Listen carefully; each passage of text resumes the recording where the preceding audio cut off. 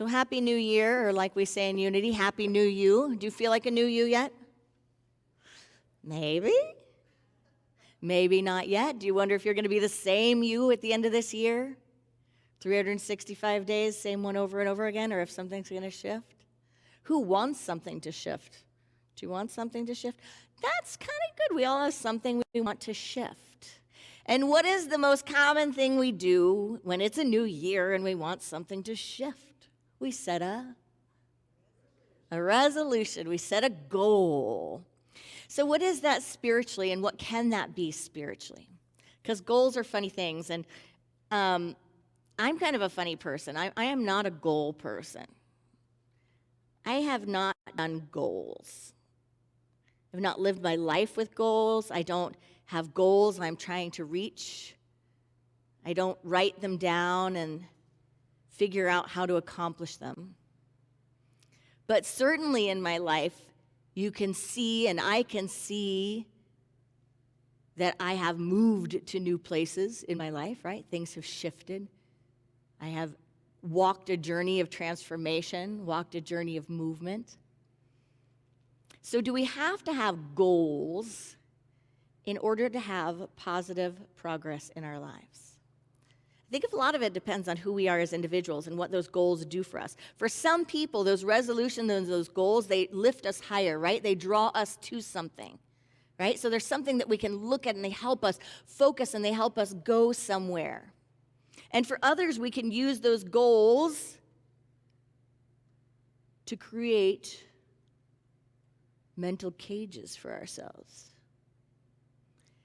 We can use them to look at how we're not measuring up, compare on what we could be doing, what we would be doing if we were very goal-oriented and very focused and very centered, what way we should be going, how it should be. But what can certainly benefit each one of us always and forever is having a spiritual practice around our resolve, around our intentions, around the direction that we're going and the direction that we're committed to in life.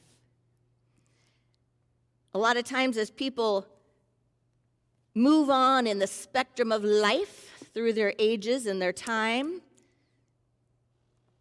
they feel like time is getting thin, shorter,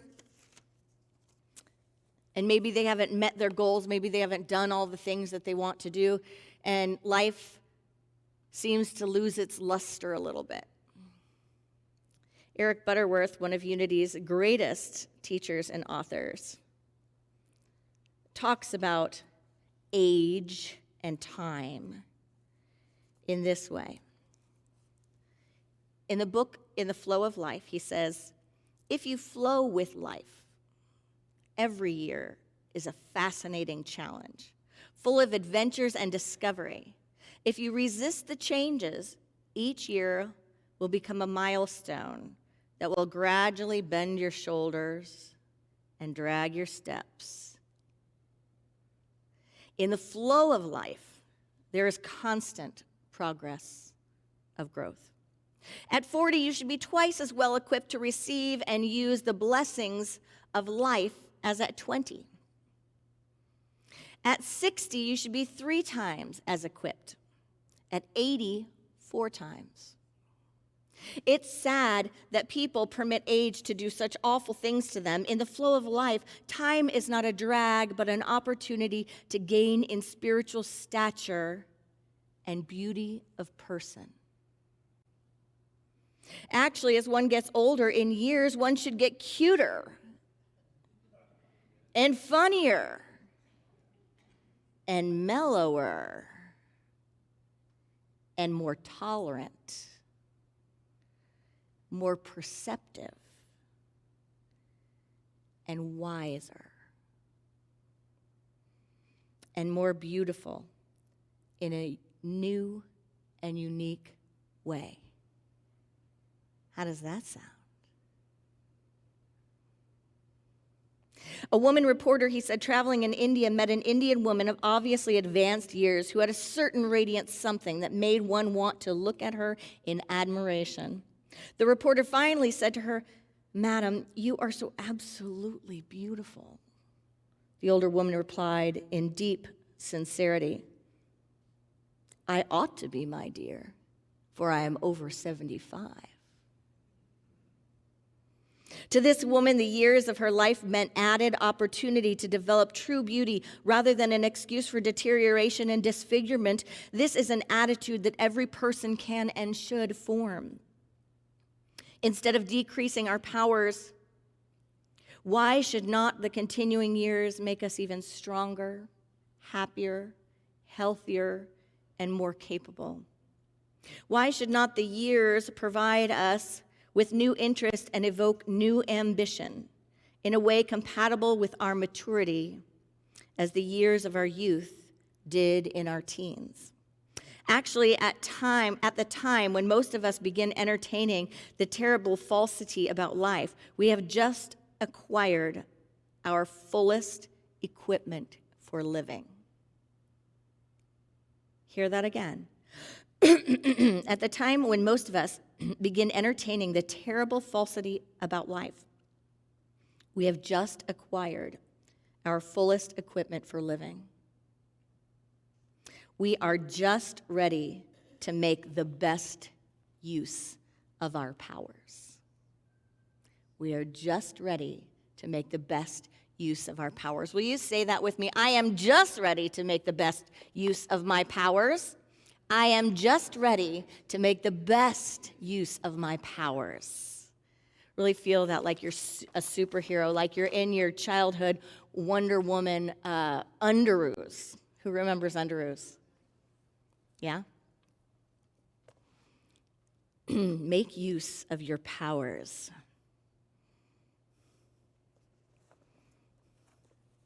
One thing that is often a resolution or a goal, an intention, a resolve for people, especially when they're waking up on the path, is to think, I want to be happier. I want more good things in my life. So let's turn to Eckhart Tolle, one of the master teachers of our time in The Power of Now. Beyond happiness and unhappiness, there is peace. He gets the question, is there a difference between happiness and inner peace? He says, yes.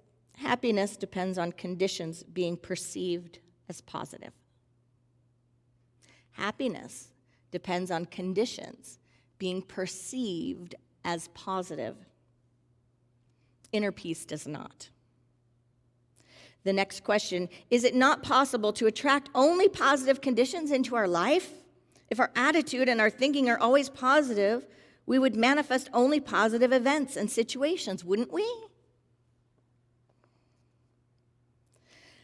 His answer, do you truly know what is positive and what is negative?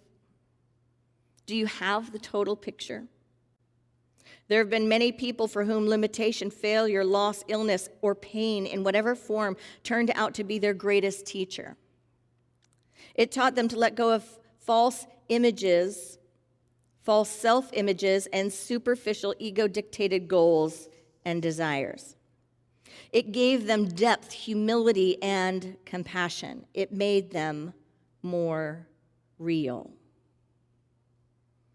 Whenever anything negative happens to you, there is a deep lesson concealed within it.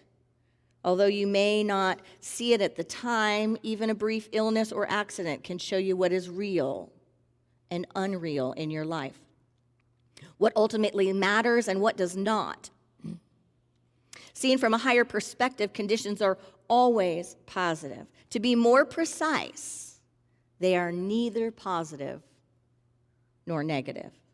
They are as they are. And when you live in complete acceptance of what is, which is the only sane way to live, there is no good or bad in your life anymore.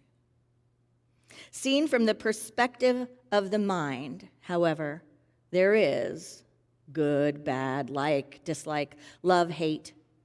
Hence, in the book of Genesis, it is said that Adam and Eve were no longer allowed to dwell in paradise when they ate of the tree of the knowledge of good and evil.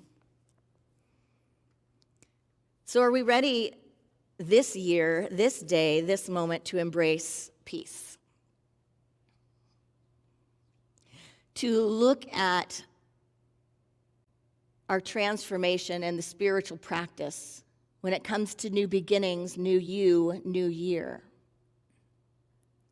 My daughter was watching, she gets the choice of these yoga classes. Reverend Brandon Nagel gave me a gift a long time ago of this production called Cosmic Kids Yoga. And it's on YouTube or it's an app, and there are yoga classes for kids. And this woman, Jamie, and I think she's from England, she teaches these classes and she tells stories, right? And so there are these great stories. She takes them on this adventure all the while doing a yoga class. And it's helped me sleep in a little bit in the past year. Past 4 years, I get to sleep in just a little bit more, just long enough for one yoga class. And it's made a little yogini out of my daughter. But she is now doing ones that I noticed, like she's not moving on her yoga mat, and I'm like, uh-oh, is there something else on? She's not fulfilling the goal I have for her. This is not just playtime. This is yoga time. And I realized she's on to something else which she was never interested in the beginning, and it's called Zen Den. The Zen Den. And with the Zen Den, there are these little lessons, these little Zen talks that empower young ones. And just this morning, I heard her listening to this Zen Den, and I was like, what? We need to hear this one. So I brought it with us this morning. From Jamie's Cosmic Yoga Zen Den. This one was on choices. And she said something like, talking to the kids about how there's so many choices made for you. Where you're going to be, what you're going to do next, what you're going to eat. All these choices are made from you. And sometimes as a kid, you don't feel like you have a lot of choices. You don't feel like you get to make the choices. And Jamie says this. She said, the thing is, you actually have more choices than you think. Yes, there is a bunch of stuff that gets chosen for you. There are also little choices you make every single day. Actually, these are the choices that make a big difference because they make you and the people around you feel different. And then she goes in to give examples of all of the micro choices that make a big difference in our lives. We often think that life is handed to us, that we have situations or circumstances that we have no control over, they're just given to us, but the truth is there are so many choices we have, amen? So many choices we have. Are we willing to see them? Are we willing to look at them? Are we willing to accept them? Carl Jung said, one does not become enlightened by imagining figures of light, but by making darkness conscious. By making darkness conscious. So can we take a deep dive today into what might be getting in the way of whatever it is for you, if you want to call them goals or resolutions or intentions or spiritual practice or none of that, whatever it is, you label it in the way that works for your spiritual being. But what is the darkness that might be getting in the way that's deeper than just making goals and meeting them or not? We're going to talk about 3 today. 3 good ones that most likely at some point each of us struggle with. And the first one is comparison. Anyone do that at all? Anyone on social media? Anyone have friends? Anyone have family? Anyone ever watch the world around them? I was reading an article about parenting and motherhood, and it was talking about a recent study of how we have so many images of idealized motherhood. And this pediatrician was talking about all of the families she's seen and she's worked with. and realizing that there is an unrealistic vision of parenthood that is pervasive. The article said, being bombarded with curated images can set women up to feel like they're not measuring up or they're somehow doing it wrong because that's not the way, that's not what they see when they look around in their own lives. The images that they see that are promoted, that are shared, are not the ones that are pervasive. What is that for you? What is that for you that you might compare? I have the gift of having this position and having had this position in my life, this type of whatever you want to call it that we're doing here, that when we come together, I've had it for a long time. And I was one of the youngest people. I mean, my best friends in my class were, I think, 50 and 70, 60-something, 70. And I've had the gift of being able to receive intimate conversations and intimate spiritual counseling with so many individuals. So it has broken in me ideas that comparison is sane. Can we hear that? It has broken the ideas that comparison is sane. It has broken it because I have time and time again been intimately invited into a deeper expression. In fact, we so often, not because we're lying or holding things back, but we just don't always share at depth, right? And sometimes we share the shiny parts, right? The glitter and the shine. Those are the pictures. I mean, who puts pictures or videos up of their worst fight on social media? Who texts that to their friends? I mean, maybe if you're in desperation and you need someone to help you get out of something, you text them and go, look what just happened to me. But we don't always share that. We don't always show that.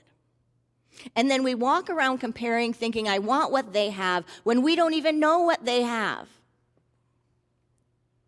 It has been one of the greatest gifts of my life to have that broken, because I cannot tell you the opportunities in my life to crucify myself that I would have had that gift not been given to me at such an early age and stage of my life.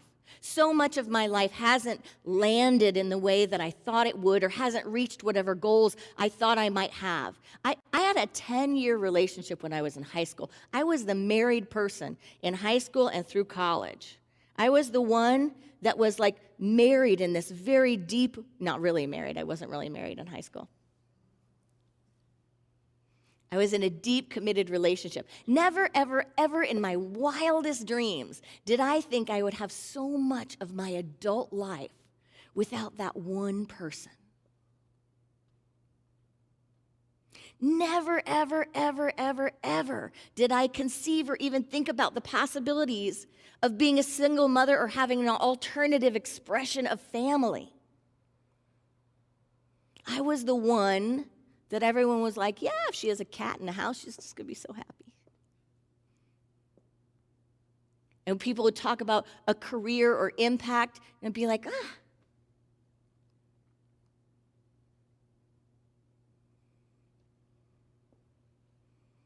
In having my daughter, there could have been a million opportunities to compare things and to think about what's not, what is, what's not. As far as what you provide, as far as the environment, as far as the world that you give to them. I don't have any physical family here, any biological. I have physical family here. A lot of you are that family. But I don't have biological family here, right? And if you have a child, you know the gift of having biological family, right? Amen? That live near you and love you, that you'd like to replicate their consciousness. But I've had the gift of being able to see into relationships, being able to see into families, and being able to see into individuals' lives to know that we don't know anything. And that most times if we did, we wouldn't trade our miracles for anyone else's, nor would we probably trade our troubles for anyone else's. That we see these things called relationships, called family, called friendships, called money, called whatever it is, resources, time, whatever it is, you fill in the blank of what you compare to, and we see them, and then we think of our lives as not enough. But are we willing to lift that darkness and shine some light on there? Have more authentic conversations if our minds are still stuck in the idea of comparison, comparing ourselves to what a person should be, what mental health looks like, what emotional health looks like, what a fulfilling life looks like. Comparison actually kills. I sent a text to my sisters after doing some New Year's cleaning in the offices, and I sent him a text because I opened this drawer, and in the drawer I found this sweet card that I wrote to my nephew. And I sent my sisters a picture of the card, a screenshot. It's a birthday card. And I said, best aunt ever. That was me, best aunt ever. And it said, hugs and kisses, loves and misses. And it was to my little one, Addie. And it said, Addie Bear, I hope you had a spectacular 5th birthday. And then it talks about the check that I put in there. This check is made out for your special college savings account. Maybe you can even go to the bank to deposit it. I think now that you're 5, you could do that. The fun thing about putting money aside in the bank is that it grows. When you're older, I bet there won't even be checks. So have fun with this one. Love, Auntie E. And then I put on the top, why do you think the check says 50, not 10 or 20 or 90 or 30 or 40 or even 60? He's a little math guy.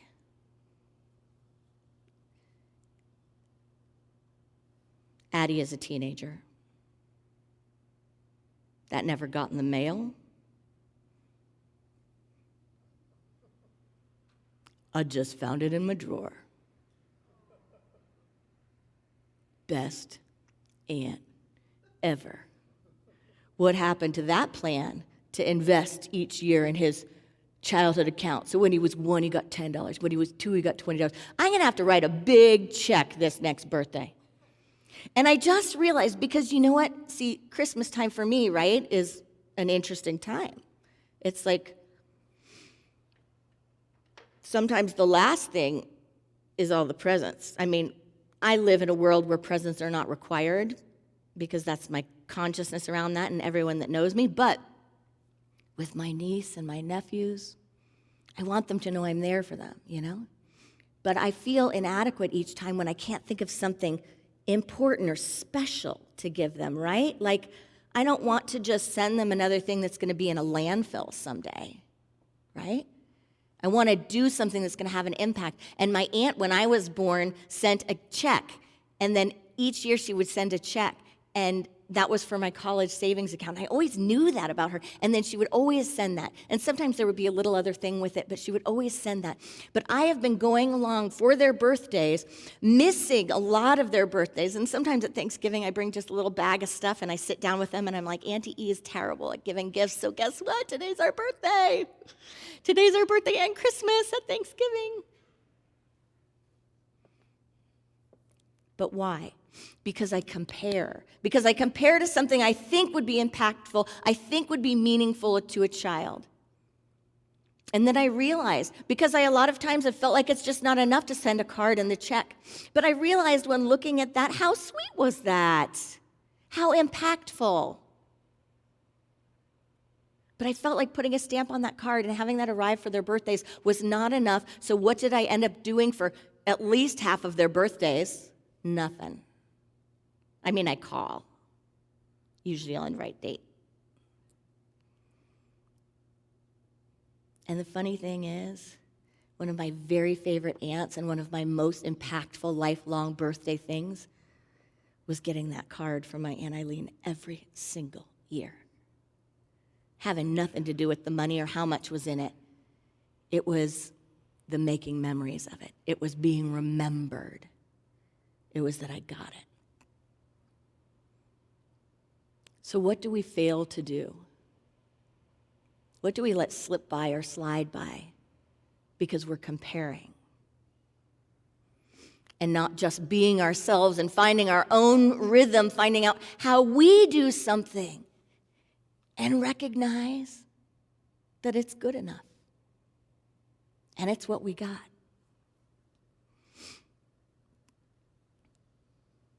Comparison. Lift the veil, lift the darkness around comparison. Comparison kills. The second thing is to let go of the what ifs. Ooh. What if I had done this or that? What if I had chosen this or that? What if I had known? What if I had known when I was 22 and I let go of that amazing man? What if I had known? Oh, you can bet you I would have been married in a second if I could have seen ahead. If I had known.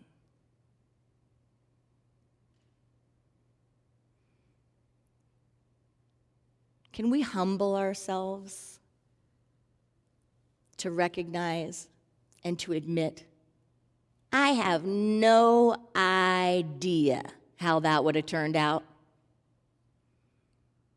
I have no idea how it would have turned out if I hadn't lost the house, lost the job, had a miscarriage, did this, did that, whatever it is. Fill in the blank of what your if I had, if this had, if we hadn't moved, if we hadn't done this, if we had kept the house. Can we admit we have no idea what would have happened? How it would have turned out, or what it's like in anyone else's skin. The kicker is, it's a mind trick. It ties up our mental and our spiritual energy and our emotional co-creative energy in rearranging the past and ideating what might have been rather than investing in the future. Learning is one thing. Looking at the past to learn, to make wiser choices, to make different decisions, that's one thing. But longing and believing, if just this, if just that, then XYZ would have happened. Pure fantasy. Pure speculation. Admit we have no idea. Or it can be a dangerous fantasy. There's no way to know what's true, but one thing is for sure, it's not a possibility because it's the past.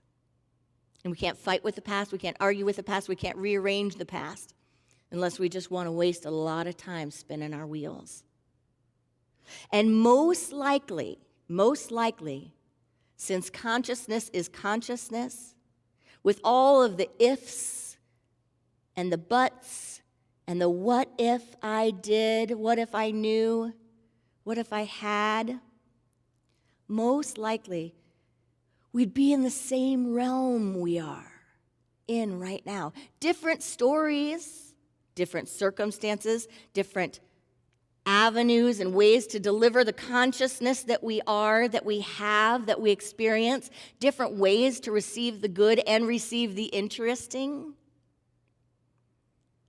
But we can only express from the consciousness that we have. So most likely, overall, we'd be in this present moment. Because the universe is perfectly designed to grow us to the maximum amount that we are willing to be grown in every moment.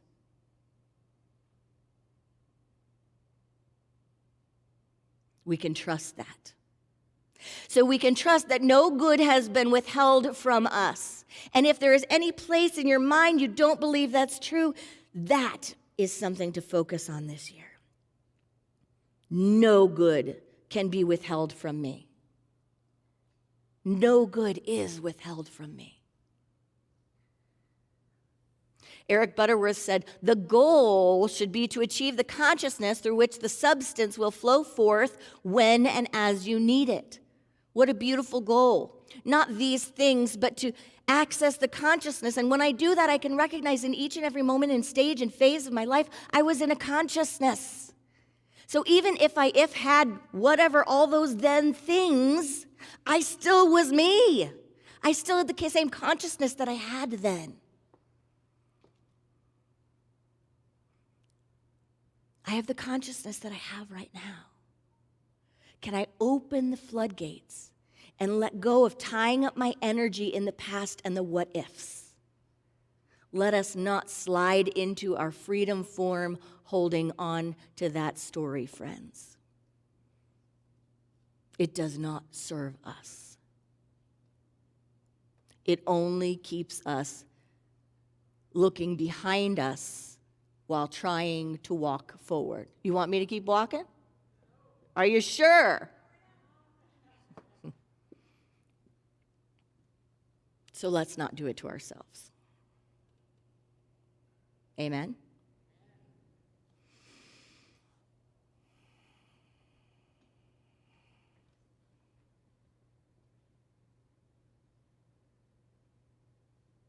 Tomorrow, the third veil of darkness. Tomorrow. We just tapped our toes into the past, and here's the next one. I am going to, here's my plan, tomorrow, when it can be used in wonderful ways, and it can also be another avoidance.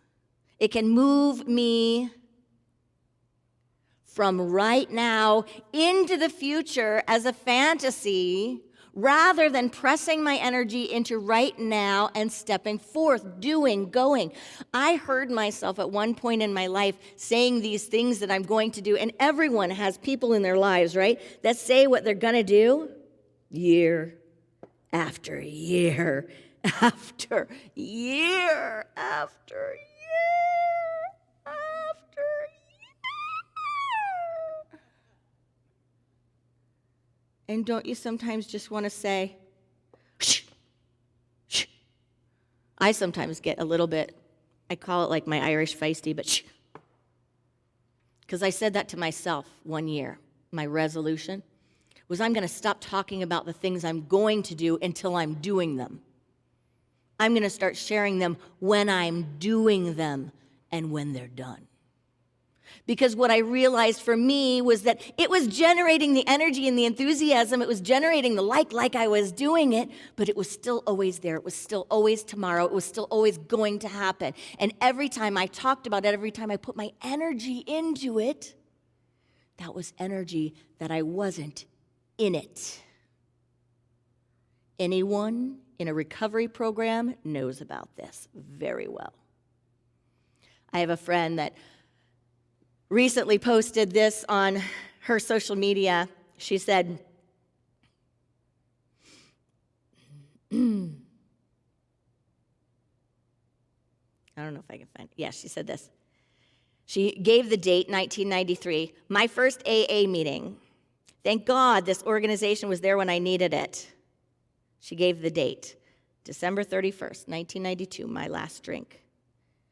One day at a time has ended up as 30 years. This moment.